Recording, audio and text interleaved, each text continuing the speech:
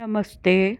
मैं कंचन गुप्ता आज पुनः सभी शुद्ध आत्माओं को नमस्कार नमन करते हुए तुलसीदास जी की दोहावली से आपको 51 नंबर का उद्बोधन सुनाऊंगी, जिसका अर्थ है, रे मन, ऐ मेरे मन, तू संसार के सब पदार्थों से प्रीति छोड़, संसार के विषयों से अपना नाता तोड़ दे, केवल राम से प्रेम कर।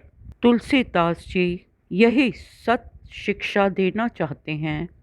रे मन, सब सो निरस है सरस, राम सो होहि, भलो सिखावत देत है, निस दिन तुलसी तोहि। अब अगले 52 नंबर का दोहा हम पढ़ेंगे। हर चरही तापहि बरे, फरे पसारहि हाथ, तुलसी स्वार्थ मीत सब, परमारथ प्रभु रघुनाथ।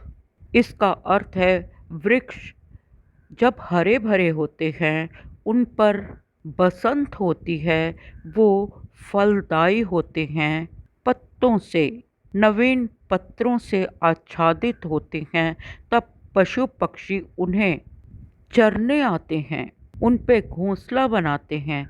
परंतु जब वही वृक्ष सूख जाते हैं तो लोग उसकी लकड़ी, उस वृक्ष की शाखाएं काट कर सर्दियों के, शीतकाल के समय के लिए एकत्र करते हैं, जलाते हैं। अपने शरीर को गर्मी देने के लिए शीत ऋतु में उसी वृक्ष को काट दिया जाता है, और जब वही वृक्ष फल दे रहा होता है, फल से लदा होता है, तो लोग हाथ पसार पसार के उस फल को तोड़ते हैं, खाते हैं। इसी प्रकार सभी लोग स्वार्थी हैं, अपना परिवार स्वार्थी है। जब तक हमारा शरीर हमारे परिवार, हमारे मित्रों, हमारे रिश्ते नातों के काम आता है, तब तक वे हमारे संपर्क में रहते हैं। जैसे ही हमारा शरीर जर्जर, वृद्ध, कमज़ोर, रोगी हो जाता है, तो सब हमसे दूर जाना चाहते हैं। कोई हमारी सेवा करके हमें पुष्ट करना नहीं चाहता। हमारे अपने ही बहुत स्वार्थी हैं। इसलिए हे मन, उस राम जी को जप जो सबके हैं। परमार्थ के मित्र केवल एक रघुनाथ जी हैं, राघव राम हैं, रोम रोम में बसने वाले राम हैं। ये संसार, ये जगत के लोग रिश्ते नाते स्वार्थ के मीत हैं, समय आने पर छोड़कर चले जाते हैं। परंतु केवल राम जी, केवल हमारे ईश्वर एकमात्र परमार्थ के मित्र हैं, जो सब समय प्रेम करते हैं और हमारी दीन स्थिति में, दुख में भी हमसे विशेष प्रेम करते हैं।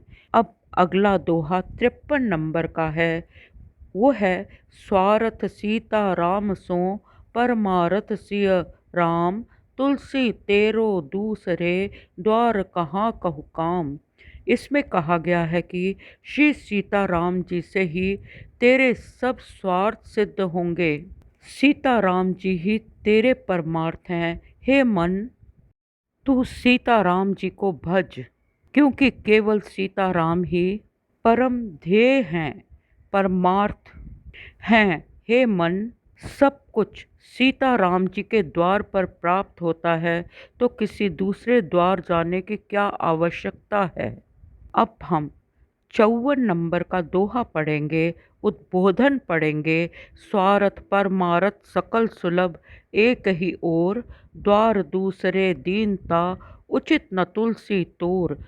इसका अर्थ है, जब एक श्री रामचंद्र जी की ओर से हमारे सब स्वार्थ और परमार्थ सुलभ हैं, तो दूसरे के दरवाजे पर क्यों हम दीनता दिखाएं, क्यों हम हर किसी के आगे अपनी झोली पसारें। हमारा राम तो स्वयं पूर्ण है, महाधनी है। अब हम 55 नंबर का दोहा पढ़ेंगे।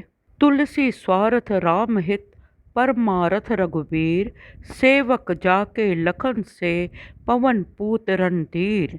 तुलसीदास जी कहते हैं कि स्वार्थ भी राम के लिए है और परमार्थ भी श्री रघुनाथ जी ही हैं, जिनके श्री लक्ष्मण जी जैसे और रणधीर श्री हनुमान जी जैसे सेवक हैं। अब 56 नंबर का उद्बोधन सुने।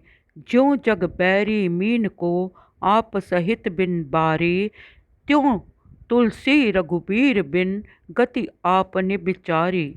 इसका अर्थ है, जैसे जल को छोड़कर सारा जगत ही मछली का बैरी है, मछली का मीत केवल जल है और जल में ही मछली जीवित रहती है। जल छोड़ते ही मछली मर जाती है। जल के अलावा सारा जगत उसका शत्रु है, उसे मारने को तैयार है। जहाँ जल नहीं वहाँ धरती पर भी मछली के लिए मरण है। वे मछली अपनी बैरी आप है। जैसे हमारा शरीर ही हमारा अपना नहीं है। जब हम रोगी होते हैं तो वे तो हमारा शरीर ही रोगी होता है और हम क्या हैं हमें स्वयं नहीं मालूम, नहीं पता कि ये शरीर जिसे हम अपना कहते हैं ये कितना हमसे धोखा करता है। रोगी होकर हम स्वयं कष्ट पाते हैं। इसी प्रकार मछली अपना दुश्मन, अपनी शत्रु, अपनी बैरी स्वयं है। केवल जीभ के स्वाद के लिए कांटे में फंस जाती है। कांटे की नोक पर मछली पकड़ने वाले भोजन का टुकड़ा लगा देते हैं, जिसे खाने के लिए मछली आती है और मुंह खोलती है और उसमें उसके मुंह में मछली पकड़ने वाले यंत्र का कांटा चुभ जाता है।